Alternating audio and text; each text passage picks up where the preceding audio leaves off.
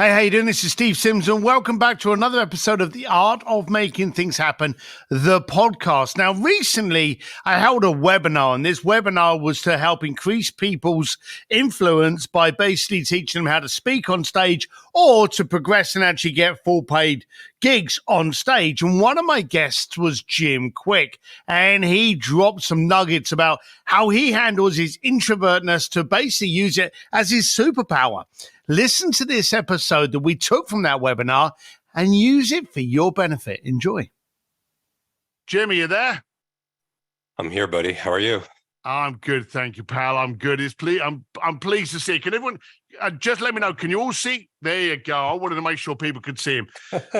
I've got to admit, Jim, thank you so much for being on this. And me and you, we've known each other. I actually tried to think about it the other day. What's it been, like 15 years, something like that? It's been ridiculous, hasn't it? Yeah, it's a different world back then, but yeah, it's so good to be here. So good to see everyone in the chat. Love you too. There's a lot of people that know you and love you as I do. But you've got an immense following. You're very successful. We're constantly seeing you on red carpets, stages, all over the planet. But me and you know each other, and when the lights go down, when the curtain pulls and stuff like that, we all like to go off to our family. So you're not the wild, crazy Gary V, but your impact on stage, you clearly are. And actually, on saying that, we should say that you've actually spoken on Gary V stages more than once. Mm-hmm. You carry immense impact. I'd like to understand, and maybe ask you the question is, why did you think, hey, I've got to be on stage, and how did that whole thing start? So good to be here again. This is you're like my people. So I think if you're here, it's not a coincidence, and I appreciate you, Steve, and your entire team. People don't realize what goes on behind the scenes to make things like this work. So thank you. So my inspiration was my desperation. For anyone who knows my story, I had a traumatic brain injury when I was 5 years old. What really showed up was in school. I had problems learning, processing issues, they called it, where teachers would repeat themselves 3, 4, 5, 6 times, and I would pretend to understand, but I didn't really understand anything. I had poor focus. It took me 3 years longer to learn how to read. When I was 9, I was slowing down the class and being teased pretty bad for it. And a teacher came to my defense, but she pointed to me in front of the whole class and said, "That's the boy with the broken brain." And that label became my limit, if you will. I think that's why I wrote that book, Limitless. It was just one of those things. It's people could be sincere, but they could be sincerely wrong. And adults have to be very careful of their external words, because they often become a child's internal words. I always tell people your brain is this incredible supercomputer, and your self-talk is the program it will run. So if you tell yourself, I'm not good at, public speaking, I'm not good at remembering then you're not going to be able to do that, because you program your supercomputer not to. So I struggled through school, and my kryptonite was really public speaking and learning. They went hand in hand, because I never knew the answers. So I was phobic of public speaking. I remember I was failing freshman English in high school, and they brought my parents in. It was so embarrassing, and gave me one chance to be able to bounce back. She gave me a report to do on Albert Einstein, and I said, I'm going to do it. I told my parents I want to make them proud. I want to show myself, show the world I could do it. And every day after school, I would just spend hours in the library, and even with my learning difficulties, and I would put together this book report on Albert Einstein. And I remember the day it was due. My parents had it professionally bound, and I was so proud. They surprised me with that, and I couldn't wait to hand it in. It kind of symbolizes what I could, what I could be when I put my mind to something. And I remember I couldn't wait to hand it in class. And towards the end of the class, the teacher said, "We have a surprise for all of you." And she said, "Jim, stand up in front of the class and talk about your project, your book report." And I freaked out because I didn't know I had to present it to the rest of the class. And my heart's beating on my chest, and I can't even breathe. So I stutter to her. I say that I didn't do it. I just lied because there's no way I was getting in front. I've never public spoke before. And you can see the disappointment in her face. And when the class cleared and I was the only one in the room left, I remember getting up from my desk and I heading out. I reached into my backpack and I pulled out that professionally bound, report, and I threw it out in the trash. And maybe part of me feels like I symbolically was throwing out my potential or any hopes. And so that was my state. Now the universe has a sense of humor because my two biggest challenges growing up were learning and public speaking. And what do I do for a living? I public speak every single day on this thing called learning. And I really think adversity can be an advantage. I really think that with struggle leads to strength. That I bet most people here, and I'm a speed reader, so I'm reading in the chat also, that you can identify that, with challenge comes change, and so I got a certain level of proficiency, and how I ended up actually teaching this, and I never talk about this really publicly, but I learned some skills when I was 18 and I leveled up my learning in my life. And it's interesting because it happened organically. I wanted to help people because when I learned these skills, my grades improved. But not only that, but I felt this sense of just wholeness, but I also felt really upset that I struggled for 13, 14 years every single day with my learning difficulties, with self-doubt, not believing in myself, and it really it affected my identity, how I saw myself. And it was hard, but I also felt like I wanted to help people because the reason I do what I do, and I am this, buddy, like I'm very introverted, like it's really my nature, and I'm just I was with Simon Sinek, many of you know Start With Why, and Susan Cain, who wrote a great book on introverts called Quiet. And I don't know how many people identify as an introvert, but I remember Susan telling us that it's like introverts wake up with 5 gold coins, like energy coins, and every single time they interact with somebody, they give up one of their coins. And after they interact with a few people, they're out of coins and they have to just go back and recover. And extroverts wake up and they have no gold energy coins, and they're going out in public and, interacting with people so they could get coins. And that's what energizes them. But I'm definitely an extreme introvert. But I wanted to help people because I really feel a moral obligation to do it.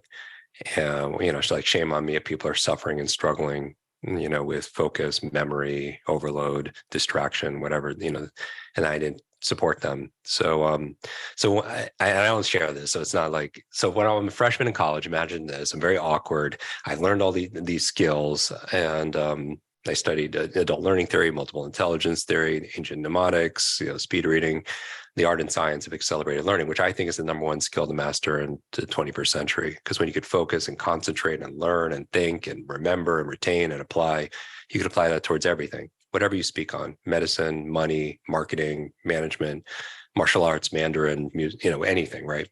And so, so I don't know how to get like somebody to tutor and to work with. So I thank you. My shirt, I'm always wearing a brain. I'm always pointing to my brain because what we see, we take care of. I built my whole brand on like $20 t-shirts and like this. But what you see, you take care of, but you don't see the thing that takes care of us, right? You see your skin, you see your hair, you see your car, you see your clothes, but you don't see, our brain. So I really think we should take care of the thing that controls everything. It takes care of us, which is our mind. I think it's your number one wealth building asset. That's why I feel a kindred spirit with everybody here, because you're here because you're learning and you're growing. If you want your business to grow, your brain, your brand to grow, your bank account to grow, then you need to grow, especially here, because everybody here, nobody's paid for their muscle power. It's your mind power. It's no longer your brute strength like it was hundreds of years. It's your brain strength, right? And the faster you can learn, the faster you can earn. Because knowledge stays not only power, knowledge is profit. Truly is limitless, right? And so, so I didn't know how to find my first student. So I found a room that wasn't being used on campus when I was walking by having these thoughts. And I was like, okay, next week at this time, this evening, I am going to put 5 or 10 people in that room for free and teach them. And then maybe 1 or 2 want to be tutored by me, right? And I start helping people, because I felt like it was my mission to do so. So I go back to my dorm room, I take a piece of paper and I write with a marker, free speed reading memory class tips, get better grades, less time, Thursday, 7:00, this room number. And the next morning I make some photocopies on the way to class, not a lot, and then I put it on bulletin boards. Fast forward to Thursday, 7:00, I'm walking to that classroom and I hope 5 people show up, right? That believed in this idea and it had legs. And I turned the corner of the hallway and there's this crowd of people outside the room. Now, my honest reaction, Steve, was, wow, I hope whatever's going on ends soon so I can do my thing, right? And I can't even get in because there's this really tall guy in the middle of in the doorway. And I was like, what's going on? And he looks at me and he's like, there's a speed reading class. Honest to God, my first thought was, wow, what a coincidence. Like, what are the chances this, there's another speed reading memory class in the same room at the same time, and the same date. And I was like, there's just no, I go in and there's a crowd of people. I mean, the place is packed. Every seat is taken, people standing in the back. And lo and behold, nobody's presenting, right? And it takes my slow brain, I talk, our podcast called Kwik Brain, but it takes my slow brain all that time to realize why they're all there. And I do a head count, and instead of 5 or 10 people, there's over 110 people. And remember, I'm 18 years old. I look really young.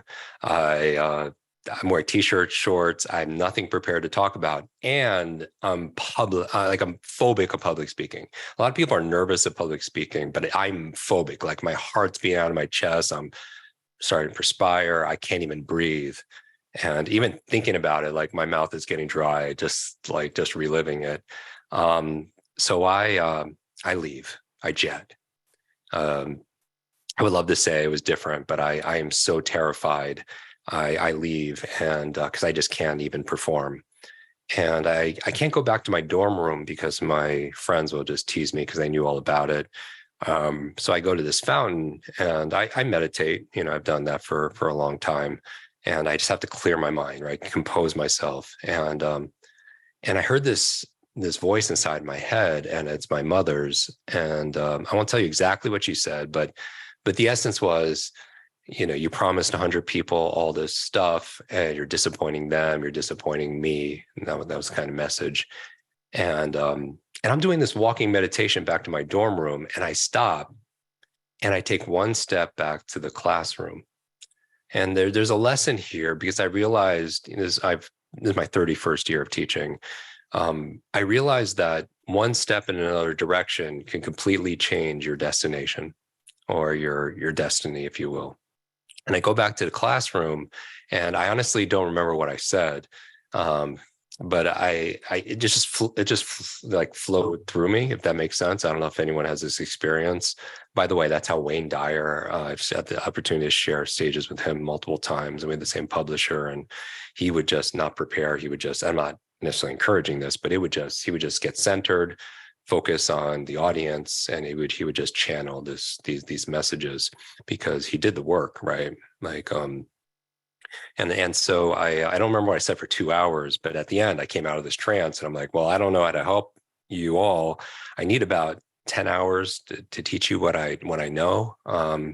Maybe a couple hours a week for the next 5 weeks. I said I get $30 an hour, and that's what I got teaching tennis back in high school. So that was my only reference, right? And I said, I'll be in the student center tomorrow at noon if you have any questions, right? And I swear to you, 100 people get up and they just leave.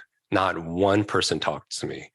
And I'm alone in that room, and it's 10 o'clock at night or whatever. And I am feeling 2 emotions. I feel completely confused, like what just happened.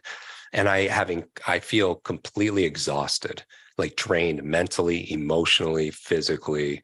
Because when you face a fear, I don't know, maybe everyone is a little bit different, but for me, I just had so much angst around something that I couldn't do for so long. Every single day, I would always, like, my superpower in class was being invisible, was shrinking down. You know, I'd sit behind the tall kid. I would do everything, you know, to get not. I never wanted the spotlight, right? Because I never thought I was smart enough to give the answers, and so. And I feel exhausted and confused, and I end up falling asleep right on the carpet that evening. It's embarrassing to think of, but it's the best sleep I ever got in my life. I get woken up the next morning by the class coming in at 8 a.m. I'm like drooling on myself on the ground, and I get up and I sprint to my dorm. I take a shower. I go to breakfast. I go to class. 12 o'clock comes up, and I was like, oh, I remember I have to be at the student center to answer questions. And I walk over to the student center a little bit late. I just hope one person didn't think I was a complete, you know, just fool. And when I get to the student center, that same crowd of people are waiting for me. And at the end of 90 minutes, 2 hours, 71 of those students signed up for a program that didn't even exist. And for the math people and that are here with us, for 30 times 10 hours, $300 a person. And because I didn't know that kids could go to the ATM machine and take out, you know, $300, because I didn't have cash. I didn't have an ATM card. And now let me paint this picture. I'm not even 19 years old, and I have $21,000 cash in my book bag. And now I didn't grow up this way. Like I grew up, my parents immigrated to the US. The three of us are siblings. We live in the back of a laundromat that my mom worked at, you know, and I mean, everyone has their own story. And honestly, I don't know a strong person that had an easy life. I just don't, you know, so I'll just put that out there. But and I'm thinking about what to do with it. And I use it. My mentor who got me on this path, you know, said this Mark Twain quote saying that don't let school get in the way of your education. And I was like, wow, that's interesting. And I use that capital to fund my learning, my true learning. I bought every audio cassette on the topic. I traveled around the country, different parts of the world, training with the people who are just extraordinary, you know, in what I teach, right? And what I was interested in. Now, the reason I'm here with all of you, you know, 3 decades later, is one of those students. She read 30 books in 30 days. Now, not scan, like really read them, understood them. And I wanted to find out not how she did it. I wanted to know why. Because most people know what to do. Like most people here, you probably have forgotten more about growth and success than most people will ever learn. If you're honest, your friends and family are probably like, "What are you listening to now? Why are you always going to these events? Why are you always listening to those podcasts or reading those books or whatever?" You know, and that's a different story in terms of the people close. They could be sincere, but also sincerely wrong. Maybe they don't want to lose you, or they want to get your hopes up. So this young lady read 30 books in 30 days. I want to know why. And I found out that her mother was dying of terminal cancer and was given only 2 months to live, like 60 days. Doctors kind of wrote her off. And the books she was reading were books to save her mom's life. Think about, you know, wellness and nutrition, alternative medicine, those kind of things. And I said, prayers, good luck. 6 months goes by. I don't hear from this young lady. And one day I get a phone call and she's crying. I mean, she's crying hysterically. And I find out there are tears of joy when she stops. And then that her mother not only survived, but is really getting better. The doctors don't know how, they don't know why. The doctors were calling it a miracle, but her mother attributed 100% to the great advice she got from her daughter, who got it from all these books. You know, and in that moment, I realized 2 things. The first was that if knowledge is power, then learning is your superpower. That if knowledge is power and profit, then learning is really your superpower, and it's a superpower we all have. But the other thing that I really realized at that moment is my dharma, you know, my mission, and I've dedicated every single day since helping people build better, brighter brains. You know, my mission really is no brain left behind. You know, and I just can't stop. You know, and I won't stop.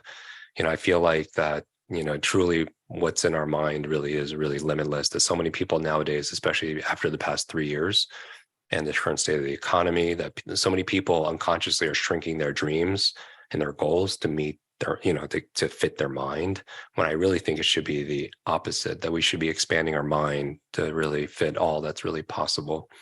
So, and I know it's kind of, I don't share the story with people, but I feel like, if it resonates, I know people here are different.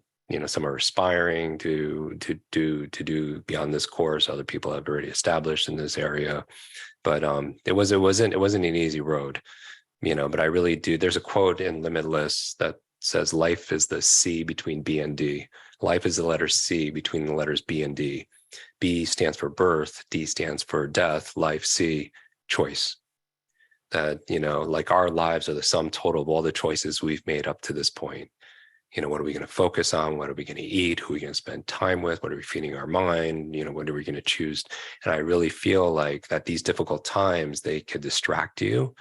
These difficult times, they could diminish you, or these difficult times can develop you. Ultimately, we decide. And there's a lot of power, when we take agency, over our choices. So Stacey, no shrinking loud. Absolutely. I've never heard you share that message, and I am so proud and honored that you have. Thank you so much, sincerely.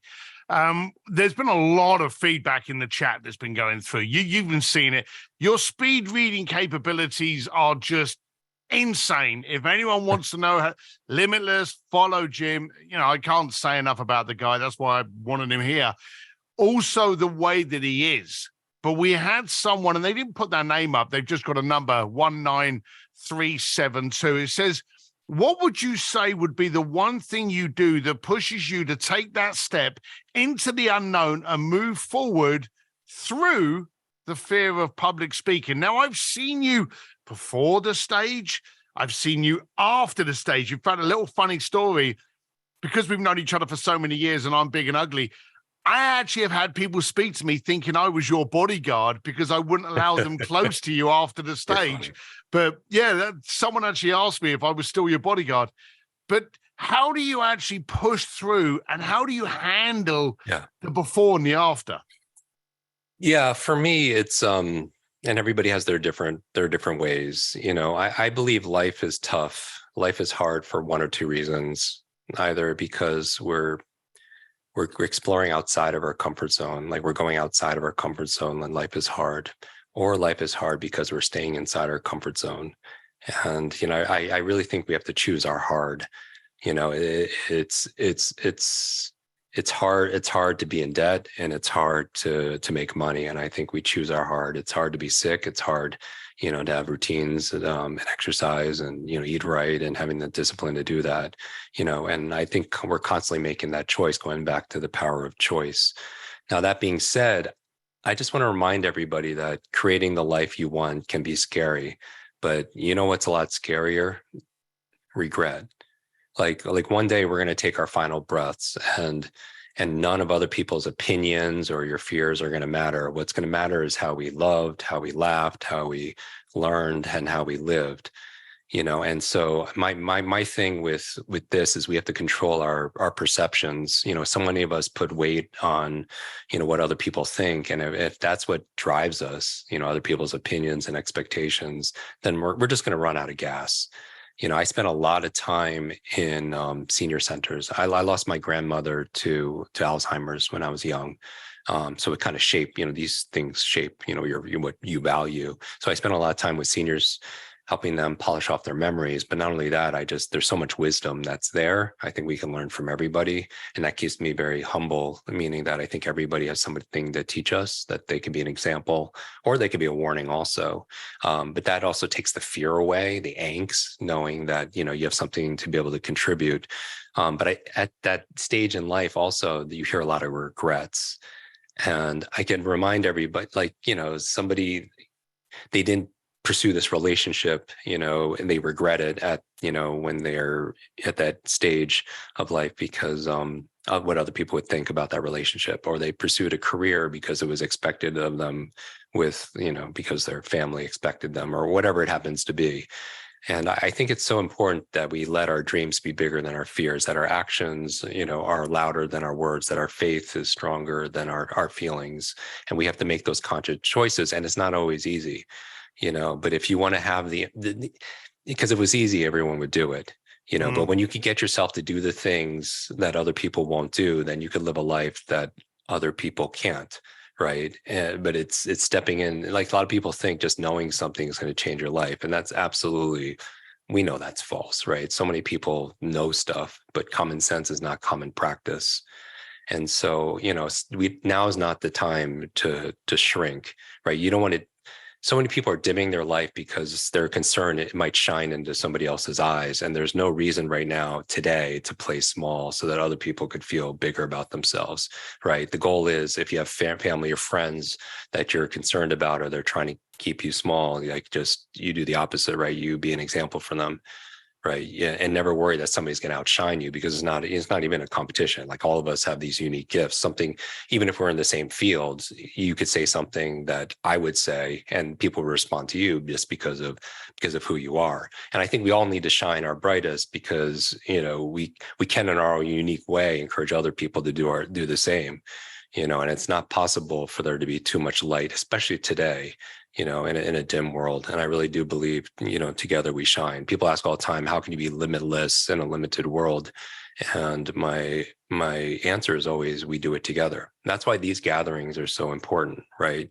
This community are people that have self-selected, saying, I step up, right? And I'm not going to shrink. And then also the other thing is, like, it's hard to be fearful if you put your focus on somebody else. It just is. So many of us have been cocooning over the past few years because of, world events and everything else like that, or they're scared, they're clinging to a world that was, rather than progressing. And I always tell people that it's like a butterfly. While the beauty is in the butterfly, and that's always the symbol of transformation. And you're all going through some kind of transformation. Like, I really think that there's a version of yourself that's patiently waiting. And the goal is we show up every single day until we're introduced to that person. But, when you're isolated, you're alone with your thoughts, your fears, your doubts, you feel lonely. And I would say, while the beauty is in the butterfly, the growth always happens in the cocoon. It's that creature's willingness to be able to be uncomfortable and push itself, that it breaks free. And by going through that struggle, it actually, builds its wings so that it could fly. And so I think if anybody here is faced with a decision or some kind of dilemma, like, should I do this, or should I make this leap? Don't ask actually what you need to do. Ask yourself, like, who do I need to be? Like, we all have a to-do list, but if you started your day with a to-be list, like, today I'm going to, I'm going to be serving, I'm going to be compassionate. And, I talk about these choices all the time because I want to remind everybody that we have agency. Like, everybody, starts, in different places, but, every single day is a blank slate. And I always say, just really, really simply, there's 6 choices that I make every single day, right? If it comes down to life is a C between B and D, like, use this time to get clarity. Right. With clarity, there's power. It's sometimes when you're going 100 miles an hour, we don't take stock and like, am I going in the right direction? Right. So ask yourself, what's most important to me in life? What's most important to me in my career? What's most important to me in my impact? Right. And so you have your true north, and it's different for everybody. I would also say that ask yourself not only what's most important to me in life, but ask yourself, are my actions today, aligned with those values? Because I think a lot of people are burnt out, not because you're doing too much. A lot of people, and I suppose some people who are watching this, are burnt out not because you're doing too much, but because you're doing too little of the things that you value, too little of the things that make you come alive. And so start with clarity. So C, first C, clarity. Second C, care. Self-care is not selfish. And how I go on stage is I just really need to do some self-care leading up to it, because, part of self-care is also looking in the mirror and just loving that person in the mirror who's been through so much, but is still standing, right? And I just want to remind some people, and I don't know who this message lands with, but part of self-care is realizing you have permission to rest, that you are not responsible for fixing everything that's broken. You don't have to try to make everyone happy. Remember to take time for you, right? That's time to replenish, because you're the greatest project you're ever going to have to work on. So you take time and you make time to make magic. But that self-care will give you energy to be able to, because sometimes we don't do the things we need to do or get scared because we're just exhausted, right? Exhaustion can make makes anybody fearful or make a coward out of any of us. The third C, I would say, besides clarity and care, everybody, is contribution. Chronic stress will shrink the human brain, right? Cortisol, adrenaline, you're in fight or flight. It literally holds you hostage from the creative parts of your brain, right? The parts that want to execute. And so that's why stress, excessive distress could be not great for your productivity, your performance, certainly your peace of mind. But chronic fear actually suppresses your immune system. Whole area of science called psychoneuroimmunology. And when we're always looking at what's dark, your mind has an algorithm, like Instagram has an algorithm. Whatever you engage with on social media, the algorithm shows you more of it, right? So if you engage with a cat post or whatever, like, share, comment, they're going to show you more cats. Well, if you're just watching the news all the time and what's dark and distressing, then whatever you engage with, your mind's going to look for more. And that chronic, when you're put in that fear state, if it bleeds, it leads. The problem is, what the antidote to fear is contribution. So when I go on stage, I get butterflies like anybody, like most people, but how I'm asking myself, how can I be of service? Because if I focus on one person in the audience, I cannot feel that same level. I may feel a little nervous, but I can't feel that level of fear when I'm looking to be able to serve, because I put my focus off of myself and I put my awareness on contribution. And so question you could ask is, how can I invest in my time, my talent, my treasure, just to making a difference? Like little things, for Limitless, we donated 100% of the book proceeds to charity, over $1 million, since the book came out a couple of years ago, to build schools in Guatemala, Kenya, Ghana. And that motivates me to do more, right? To Alzheimer's research for women, because women are twice as likely to experience Alzheimer's than men.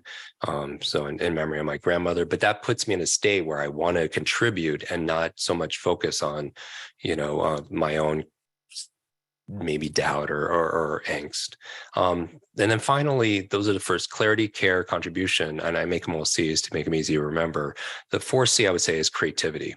Like, did you know, it was during the Great Plague that William Shakespeare created some of his greatest works, Macbeth, Antony and Cleopatra. It was during the plague where, Sir Isaac Newton had to go home, and he created the theories of relativity, the theories of motion, theories of gravity. So what can you be creative about? Maybe it could be your next talk. And so that I think we live in the creator. The future belongs to the creators.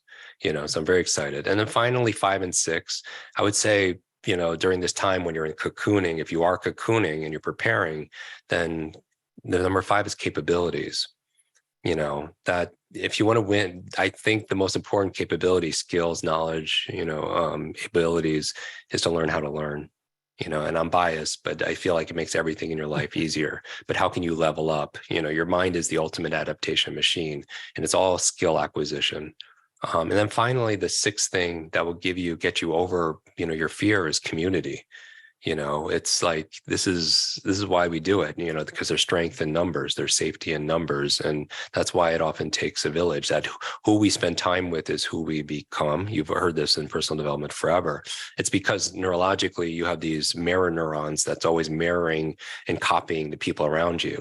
I always tell people, watch, WATCH. It's an acronym. You watch, W stands for your words, because we tend to imitate the words of people around us. We start using the same language, and those words affect our brain. The A are our actions, are our behaviors. We start modeling the behaviors unconsciously of the people we spend time with.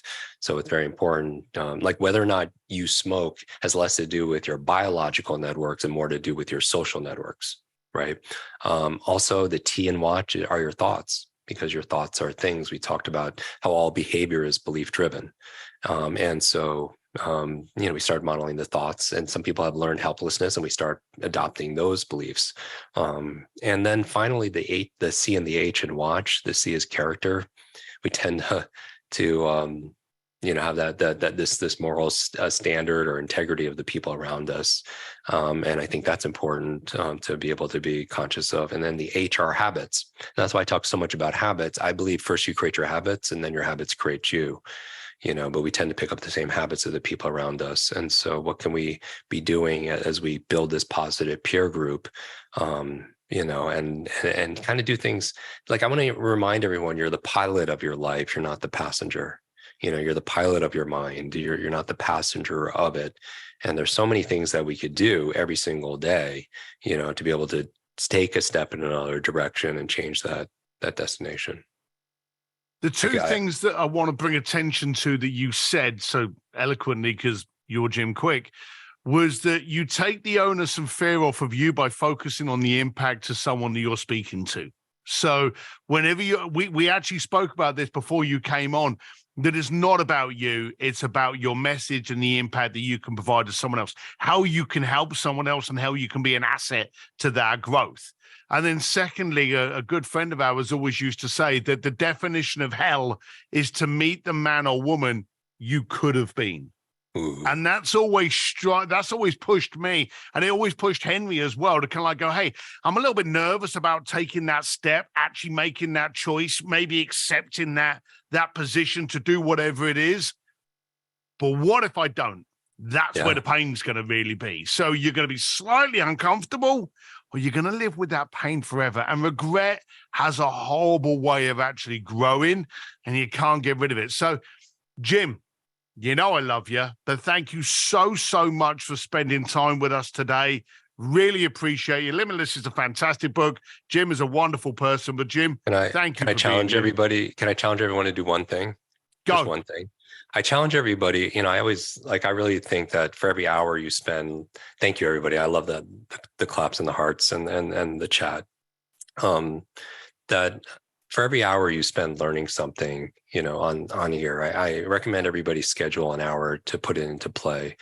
I mean, Steve is one of my closest friends. This was an easy yes to be able to come and show up, because he always shows up for me. And, and friendship is one of those things where, it's easy to have friendship when it's convenient, right? And it's not always convenient. And I would just say that, I would challenge everybody to think about one thing that you could apply when you finish this, because that's really that's the difference that makes a difference. Because so much of us put energy into complaining and making excuses, and I'm guilty of this also. But I just want to remind everybody that when we complain, it wastes valuable time, it wastes valuable energy, and literally nothing changes. That wishing like excuses are absolutely useless. That you can't be upset by the results you didn't get from the work you didn't do, right? So don't wish, work. Don't say, show. Don't promise, prove. And accept responsibility for your own thoughts, actions, your own behaviors, and be accountable to your commitments, and own and learn from your mistakes, and results always follow. So I challenge everybody to take a screenshot of this wherever you're consuming this right now, and post it on social media, tag Steve, tag myself, and share just one thing you're going to do, to make progress towards this. Limitless is not about being perfect. It's about advancing and progressing beyond what you believe is possible. And I'll actually share, a couple, if you tag me, I'll get to see it, share a couple of reshare and post some of my favorites. And I'll actually gift a couple of copies of my book, Limitless, to a couple of random people, just as a thank you. And I put everything on my Instagram link just right before I came on with you live. And if people want to learn how to speed read, or our podcast is one of the top shows in the world, and join us. It's literally, the link is there. It's free. 95% of what I publish is free, because we're on a mission, right? And if you don't have Instagram, just go to jimkwik.com/more to get that free masterclass on speed reading. Jim Kwik, you have to spell it right, Kwik. That's my little invite for you, and I hope to see you there. And Steve, thank you. Thank you, everybody. Thanks, Jim.